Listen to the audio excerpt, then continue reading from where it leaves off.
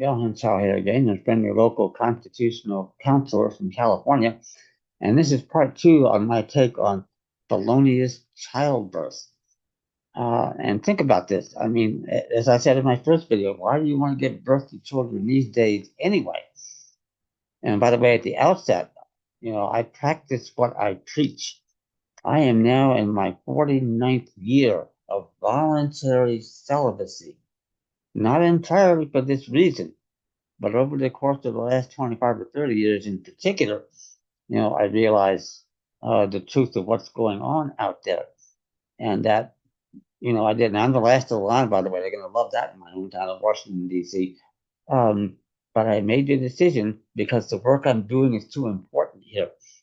And to have a child, even if I were married, and that, by the way, would not be with a marriage license.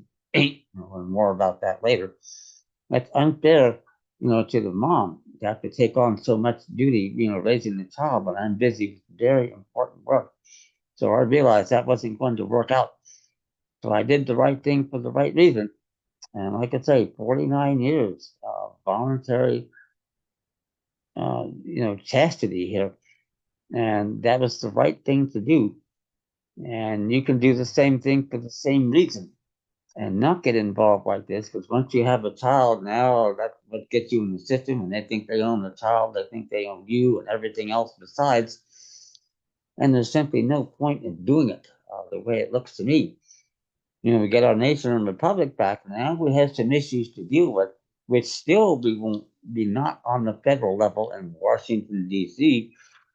It might be on the state level, though I'm not untroubled by that out here in Sacramento, but on the county level, and should there be, rules and laws about giving childbirth, and who makes these rules and laws? Some interesting questions develop here.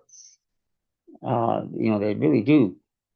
So, wow, there's a lot more to say about this. And I'll be doing other videos updated on this when I do some more studying and get back to you with some answers. But, there just is no reason to want to have children in this day and age. There just isn't. Wow, that's I mean, even if you're a multimillionaire and can afford it and all that, I mean, that lessens the problem some. But if you're not going to have a life with all this AI and you can't go out and get a job and work for a living and not be taxed, by the way, no taxable income anywhere in sight. You'll learn more about that later in another video. Send me an email, by the way, youwinningcourt@gmail.com. And if we could just get back to what we had in an earlier era, where you could do things. And like when my mom grew up, back in the 20s, that was probably the last real generation that had a shot. And she learned a lot back in the day. I never realized that. But, and I told her kiddingly back in the day, she passed away, unfortunately. I miss mom terribly, like I'm sure we all do. But she knew a lot more than she let on. For example, when I was, I think, 7 years old, she took me to see a movie. And at the time, you had to go into Washington, D.C. They didn't have theaters like in the suburbs like they do now. So the first movie I saw was Dandy, a Disney movie. The second movie I saw was The Court Martial of Billy Mitchell. You probably never heard of him, but Mom did, and she knew because Mitchell back in 1929 was telling the generals above him to look out for an attack on Pearl Harbor by the Japanese. They did not pay any attention to him. He tried to get around them and get them taken care of, but he's the one that got court-martialed and was dead by the mid-1930s. So they knew 12 years before it happened. And not only that, but the Roosevelt government had broken the code and they knew the attack was coming. They took no action. That's what got us into World War II with the Japanese. That's a story for another video. But that's how all that happened. All these wars have been planned. You'll learn about that. A great book you want to read on that subject is called JFK by Leroy Fletcher Trouty. Right man, right place, right time. And he can tell you all about most of it. He doesn't go back as far as I do to the Spanish-American War. But the other wars were artificially started.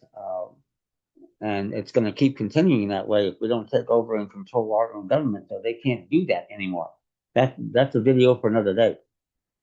But that said, it's just so much great fun here, to do what we're doing here. But just think about that. Why you want to have a kid? And there are ways. And like I said, I'm in my 49th year of voluntary celibacy here because I knew uh, for different reasons earlier on, to be sure. But now I wouldn't even dream of having, and I, like I said, I'm the last of the line, but that's the way it is. So think about this and take remedial action, whatever it is you have to do. And by the way, you're also going to learn, send me an email, humanincourt@gmail.com.